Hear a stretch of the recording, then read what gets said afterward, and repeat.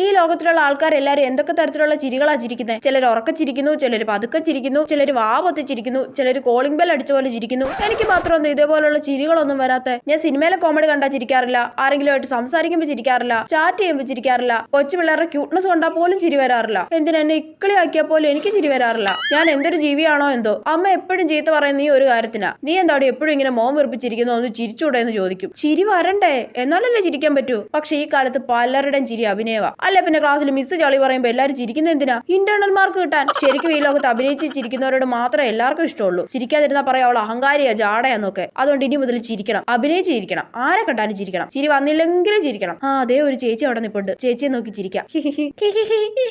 ചേച്ചി തിരിച്ചു ചിരിച്ചു. ഓ, അപ്പൊ ഇങ്ങനെയാണല്ലേ ആളുകളോട് ഇടപഴകേണ്ടത്. മോൾ എവിടെ ഇറങ്ങാനാ? ഞാൻ കോഴിമുക്ക് സ്റ്റേഷനിലാ. ഓ, കോഴിമുക്കിലാണോ? എന്നാ ഒന്ന് എണീക്കോ മോളെ, ചേച്ചി കുറച്ച് സമയം ഇരുന്നോട്ടെ പ്ലീസ്. ഷടാ, ചിരിക്കാതിരുന്നാ മതിയായിരുന്നു.